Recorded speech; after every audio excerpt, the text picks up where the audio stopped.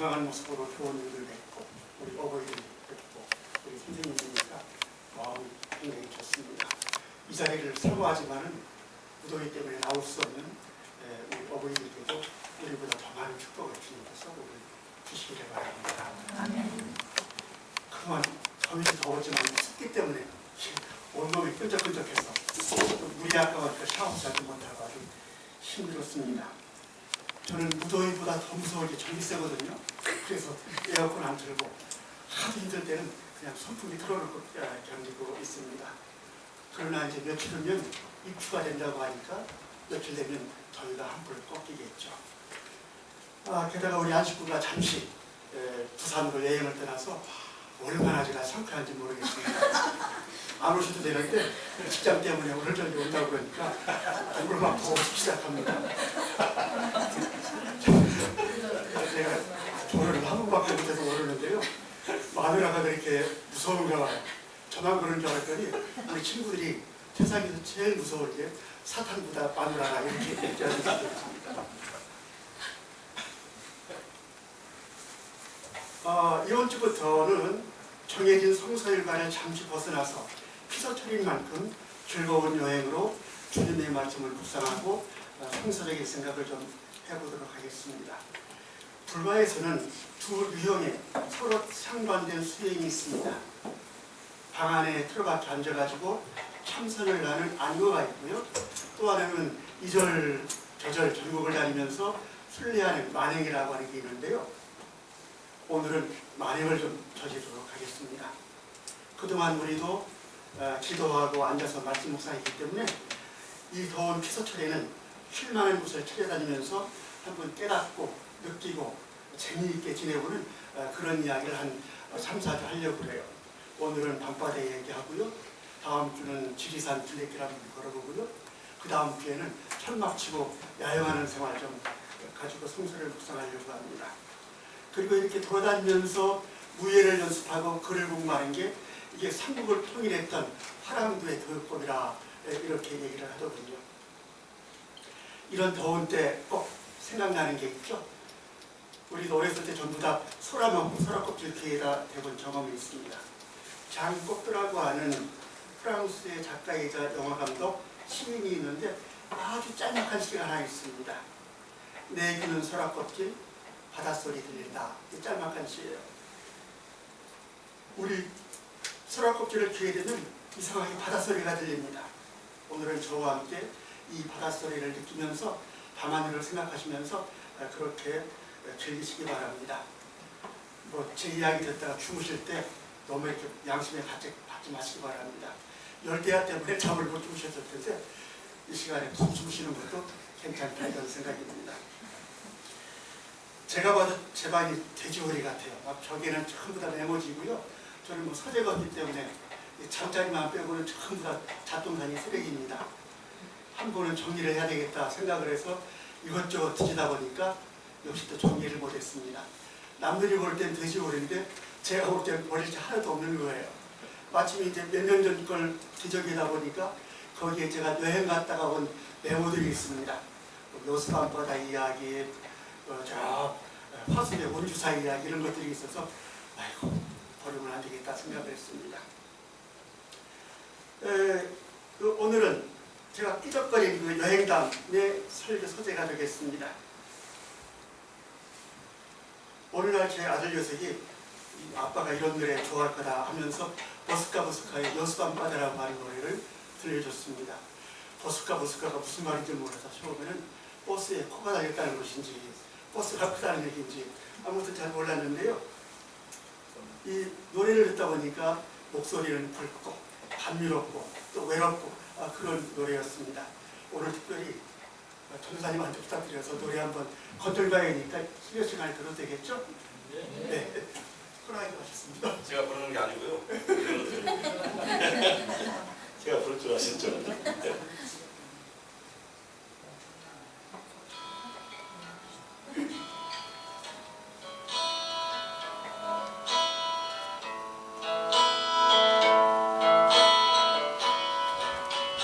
여수 밤바다 이 조명에 담긴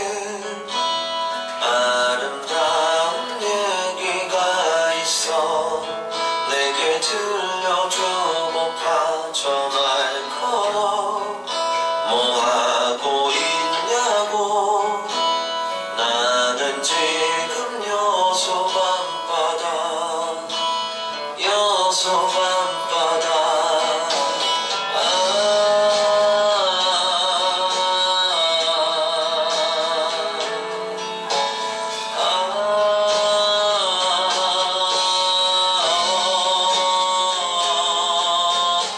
너와 함께 걷고 싶다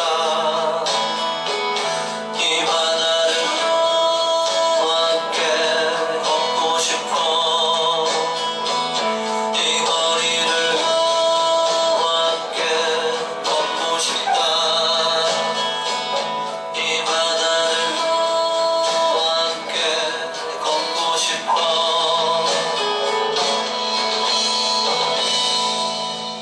여수 밤바다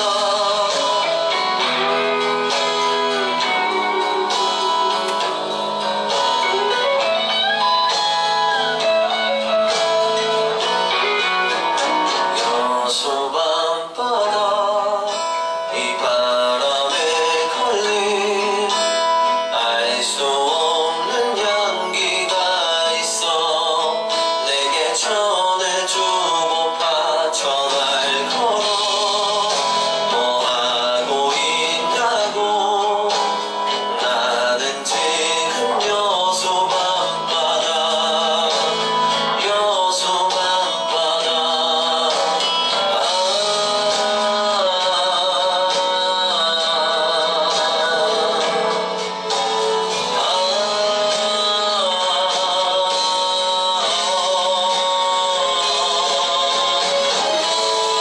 너와 함께 걷고 싶다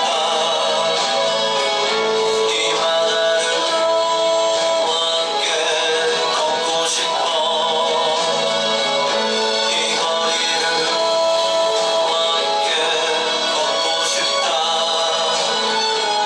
이 바다를 너와 함께 하라 이 조명에 담긴 아름다운 얘기가 있어 내게 들려주고파 전화를 걸어 뭐 하고 있냐고 나는 지금 여수 밤바다 여수 밤바다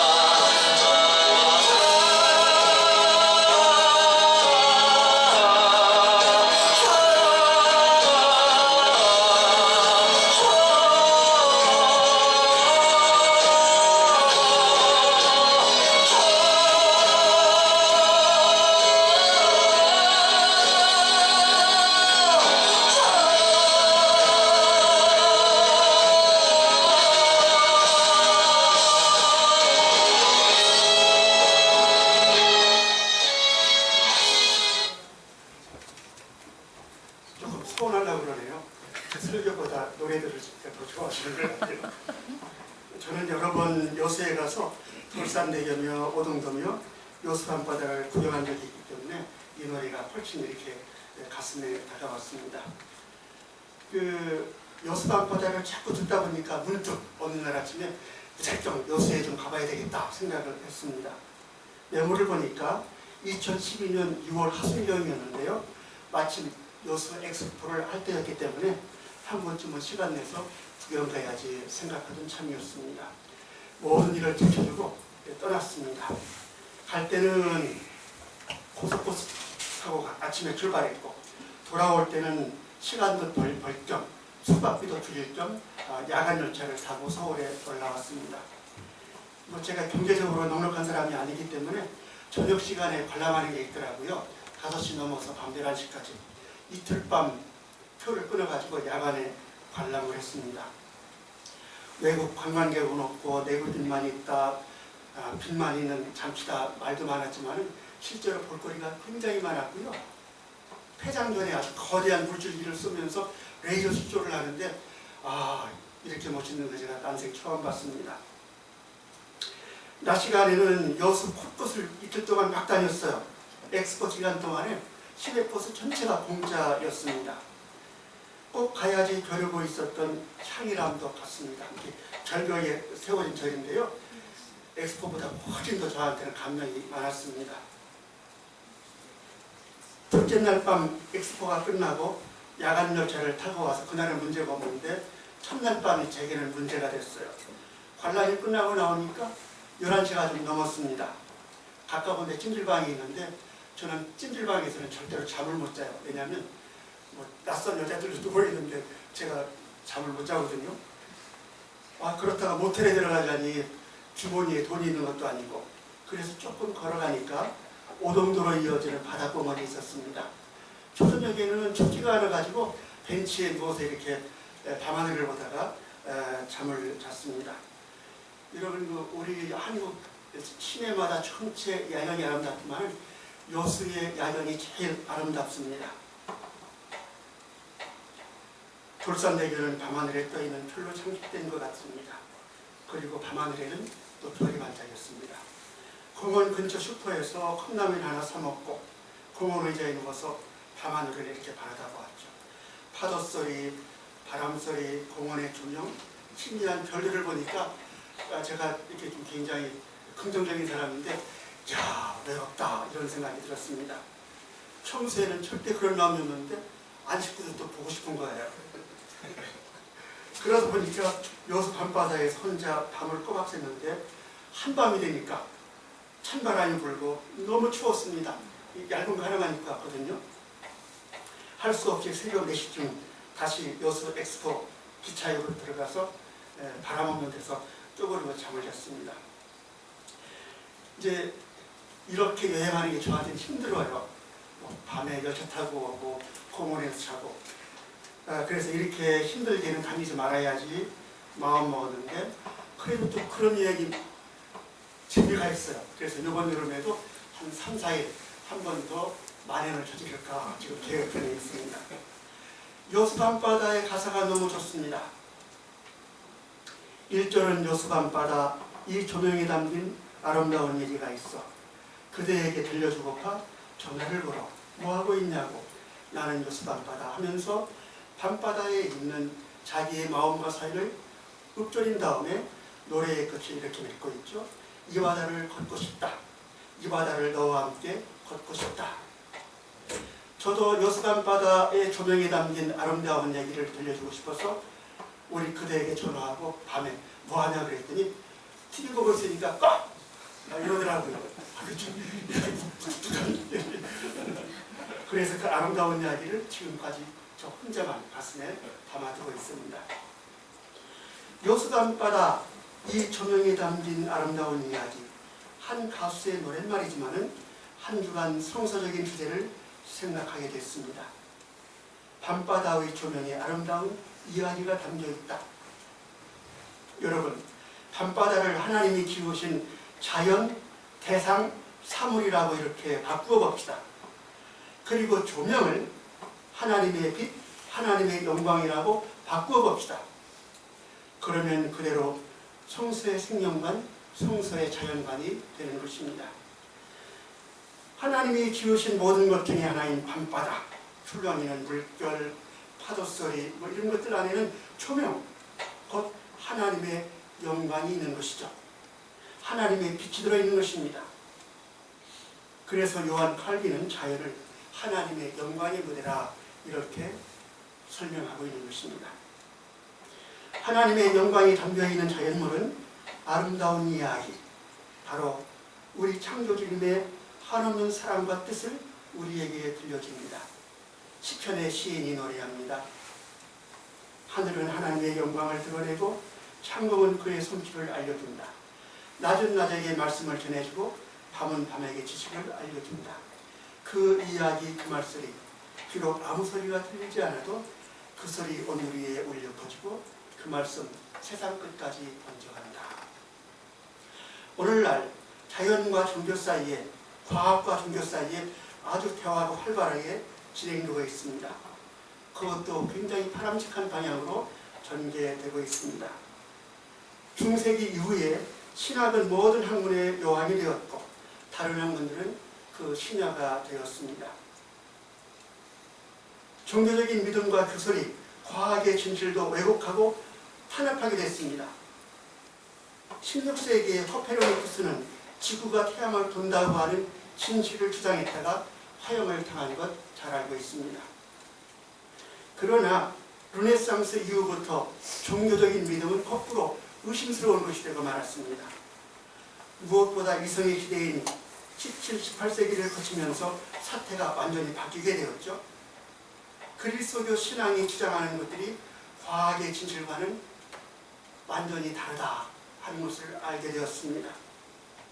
그러자 과학은 종교를 경멸하고 종교적인 모든 것들을 미디안 원시관념으로 그렇게 생각하게 됐습니다. 이렇게 되자 종교는 과학의 영역에 관여하지 말고 과학은 종교의 믿음에 관여해서는 안 된다고 서로 생각하게 됐습니다. 그러면서 그리스도교는 간신히 과학과 함께 공존하며 겨우 오늘까지 명맥을 유지해왔던 것이죠. 판덴베르크라고 하는 독일의 신학자가 과학과 종교의 관계를 다루면서 그리스도가 어떤 태도를 가져야 하는지를 학문으로 정리한 책이 있습니다. 자연의 신학이라고 하는 책입니다. 이 책을 보면 그동안의 종교와 과학의 관계는 핑퐁과 같다 이렇게 설명하고 있습니다. 빅뱅이나 진화 같은 과학의 문제가 나오면 신학자들은 그것을 탁구공으로 믿듯이 과학자들에게 넘겨버립니다. 그리고 마음이나 영혼이나 기도나 이런 문제가 나오면 과학자들은 신학자들에게 넘겨버린다는 것입니다. 그러면서 서로 큰 싸움을 벌이지 않은 채 과학과 종교가 공존하는 것이죠. 그런데 문제는 과학과 종교가 이렇게 별개의 영역이 되다 보니까 종교는 그만 오늘 현대의 과학적 세계관과는 맞지 않는 그런 불합리한 것이 되었습니다.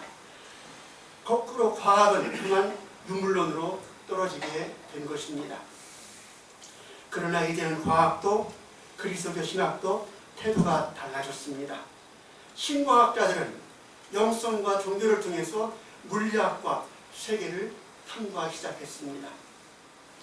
그리스도교 신학은 현대 과학의 세계관 위에서 하나님의 신앙을 해설하기 시작하였습니다. 과학과 신학이 서로 활발하게 대화하면서 과학은 종교적인 안목을 받아들이고 종교는 과학의 진실 위에서 종교적인 믿음을 새로이 해석하고 있는 것입니다. 그러면서 오늘날 그리스도교는 다시금 성서의 창조신앙 안에서 이 세계와 생명의 문제들을 찾게 된 것입니다. 그동안 그리스도교는 자연을 단순한 물질로만 여기고 마구 정복하고 이용할 대상으로 여겼던 것이죠. 과학자들도 자연을 물질 대상과 탐구 대상 그리고 이용 대상으로만 여겨왔습니다. 그래서 과학적인 지식으로 물질의 구조와 비밀을 밝히고는 원자탄을 만드는 것이죠.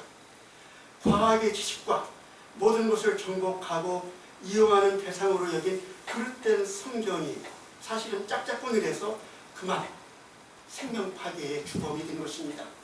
이런 면에서 과학과 종교는 서로 원수인데 합작을 해서 오늘 현대의 비극을 가져온 것입니다. 우리 성서에서 자연은 단순 물질이 아닙니다. 공독한 창세기 본문을 보시면 이 세상 만물은 하나님이 그 말씀으로 지어내셨습니다. 모든 만물은 하나님에게서 태어났습니다. 하나님은 당신이 지으신 피조물들을 보시고 아주 아름답다, 선하다, 보기에 좋다, 감탄하시며 복을 내려주셨습니다. 이 자연이라고 하는 것은 프로테스탄트, 특히 청교도들이 생각하듯이 악하고 부패하고 타락하고 무익하지 않습니다. 자연도 물질도 우리의 육체도 우리의 성생활도 모두 하나님이 선하고 아름답게 지어낸 복된 것이죠. 사도 바울에 따르면 사람만이 아니라 만물이 다 이 땅에서 고통을 겪으며 메시아를 기다린다고 합니다. 인간의 죄 때문에 고통스러워하고 하나님의 구원을 갈망하는 것이 아닙니다. 인간만 그런 것이 아닙니다. 삼천초목이 이 우주 삼라만상이 모두 인간의 죄를 함께 짊어지고 신음합니다. 온 만물이 다 하나님의 구원을 갈망합니다. 자연은 아무것도 아닌 물질덩이가 아닌 것이죠. 인간과 함께 탄식하고 갈망하는 영체가 자연입니다. 데이아르 샤르댕이란 예수의 신부요 세계적인 고생물학 학자가 계십니다. 이분은 고고학계에서도 유명해요. 50만 년 전에 북경원인의 두개골을 발견한 분이 바로 샤르댕 신부님이십니다. 이분은 자기의 사상을 돌아보는 물질의 심장이라고 하는 책에서 물질에도 심장이 있고 에로스가 있다. 뭔가 신을 향하여 갈망하는 그런 정신이 물질에도 있다. 이렇게 이야기하고 있습니다. 그렇기 때문에 물질에서 생명이 생겨나고 생명에서 정신이 탄생하고 또 온 우주 만물을 끝내 영성권으로 진행한다. 이렇게 밝히고 있습니다. 황당한 이야기 같지만은 영성가들이나 아메리카 인디안들은 지금도 자연물에서 어떤 영적인 감각을 보고 느끼고 있는 것이죠. 지난 세기의 종교학자들은 이런 것을 원시인들의 애니미즘이라고 했지만은 생명 종교들과 히브리 시인은 자연을 하나님의 솜씨, 하나님의 영광이라고 하는 것입니다. 그리고 오늘날의 인류학자들은 이것을 원시적인 정신현상이 아니라 물질, 정신, 영이 통합된 참 알매 능력이라고 이렇게 분석해주고 있는 것입니다. 사실 카톨릭 교회에는 자연은총을 어느 정도 간직하고 있습니다. 우리 프로테스탄트는 성서의 계시만을 은총으로 주장하고 있는 반면에 카톨릭 교회는 자연도 하나님의 은총이다 이렇게 이야기합니다. 오늘날에는 우리 프로테스탄트 신학도 이 자연을 하나님의 은총으로 이해하고 있는 것이죠. 하나님을 배우는 두 교과서가 있다고 합니다. 하나는 성서라고 하는 교과서고 또 하나는 자연이라고 하는 교과서입니다. 여전히 성서는 특수계시이고 자연은 일반계시이고 하면서 특수계시는 완전하고 일반계시는 불완전하다고 하는 논쟁은 있지만 분명 자연은 하나님의 영광을 반사하고 있다는 것입니다. 우리 구주 예수님이야말로 자연이라고 하는 교과서에서 하나님 나라를 터득하고 가르치신 아주 위대한 자연신학자이십니다. 예수님의 설교는 우리 목사들의 설교처럼 무슨 교리나 신학 지식이나 이런 같은 게 없어요. 복음서를 읽어보시기 바랍니다. 씨 뿌리는 농부, 겨자씨, 무화과나무, 하늘의 구름 같은 자연물로부터 예수님은 설교 소재를 얻으셨고 그 자연물 안에다가 하나님의 은총을 담아서 전하셨습니다. 아니 그 자연물 안에서 하나님의 은총을 발견하신 거예요. 그 대표고기가 오늘 공중나는 새와 들의 온갖 꽃들의 이야기입니다. 공중나는 새를 보아라. 씨 뿌리고 거두고 갈무리하지 않아도 하늘 아버지가 먹이시지 않느냐. 들의 가지가지 꽃들을 보아라. 결sam하지 않아도 솔로몬의 옷보다 영화롭지 않느냐. 하물며 너희들일까 보냐. 우리 예수님에게 들의 꽃, 하늘의 새, 흘러가는 구름, 씨앗과 같은 자연물과 생명은 하나님의 빛, 하나님의 영광, 하나님의 말씀이었습니다. 곧 요스단 바다의 조명과 같은 그런 것이었습니다. 그리고 이 자연의 빛 안에는 아름다운 이야기가 담겨 있습니다. 그것은 하나님의 은총의 이야기입니다.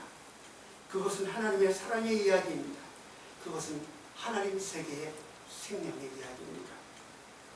새들이, 꽃들이, 구름이, 이 무더위가 우리에게 그 아름다운 이야기를 들려주고 싶어 합니다. 우리가 맑은 영혼으로 우리의 가슴을 열어젖히면 우리는 저들의 귀단에 담긴 아름다운 이야기들을 언제나 들을 수 있는 것이죠. 요스단바다, 이 조명에 담긴 아름다운 이야기를 그대에게 들려주고 싶어. 그렇습니다. 우리가 마주치는 모든 것들은 사실은 그 안에 빛이 있고 그 빛 안에는 아름다운 이야기를 담고 있습니다. 이런 아름다운 이야기들을 삶의 모든 순간에 들을 수 있을 때 이런 인생은 또 얼마나 아름다울 것이겠습니까? 진실로 우리가 사는 이 세계와 우리 인생은 하나님 보시기에 선하고 아름다움으로 가득하고 충만한 복이 넘칩니다. 이 바다를 걷고 싶다. 이 바다를 너와 함께 걷고 싶다. 그렇습니다. 우리 인생의 많은 부분은 외롭고 홀로 있는 여수 밤바다와 같습니다. 우리는 이 외로운 인생길에 함께 걷는, 밤바다를 함께 걷는 동반자들입니다. 파도 소리가 나지막이 들리는 이 밤바다를 함께 걸으며 서로 자신의 불을 바치고 그 비단에 담긴 아름다운 이야기를 듣고 들려주며 걸어가기 바랍니다. 바로 이런 공동체가 교회 아니겠습니까? 버스카의 이 여수 밤바다 이름도 이렇습니다. 여수 밤바다 바람이 불어 이 바람에 향기가 있어. 이 여수 밤바다 조명에 담긴 아름다운 이야기를 들으며 그 바람에 담긴 향기도 맞는 계절이 되고 인생이 되기를 바랍니다. 이 아름다운 이야기, 하나님의 사랑과 은총과 영광과 뜻이 담긴 이 이야기에서 퍼져가는 이 아름다운 향기는 또 무엇이겠습니까? 바울 사도 말씀대로 그것은 그리스도의 향기라고 생각합니다. 우리 인생은 후회도 있고 아픔도 있겠지만 여수 밤바다를 향해 떠나는 여행입니다. 모든 인생은 사실은 아름다운 이야기입니다. 저뿐만 아니라 여기 계신 모든 분들의 인생, 살아오시는 동안 마음에 상처도 있고 회한도 있고 실수도 있었겠지만은 지금까지의 삶이 어떠하든지 우리는 하나님의 은총 안에 있다는 것입니다. 우리의 모든 인생은 아름다운 이야기라고 하는 것입니다. 그리고 이 아름다운 이야기 안에는 그 안에 향기도 있다는 것입니다. 그렇습니다. 우리 인생이 그리스도의 향기입니다. 앞으로 우리는 더 여행해야 합니다. 우리는 피서철에 가는 여수 밤바다 넘어 주님의 은총의 나라, 영생과 해방의 나라, 새하늘 새 땅을 향한 여행을 우리는 해가야 합니다. 아름다운 이야기를 만들어 가야 하겠습니다.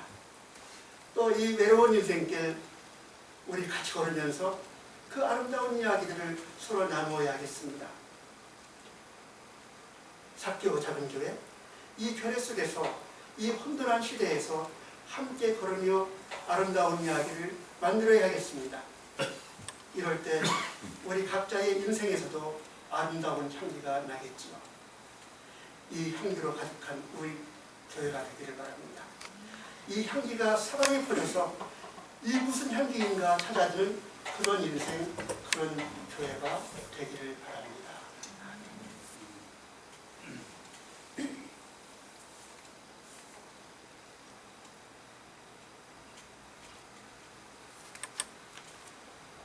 주님, 이 말할 수 없는 무더위에 이 공동체를 지켜주시면 감사합니다. 또한 아름다운 이야기를 만들고 그리스도의 향기를 뿜을 수 있는 남은 인생을 주심도 감사합니다.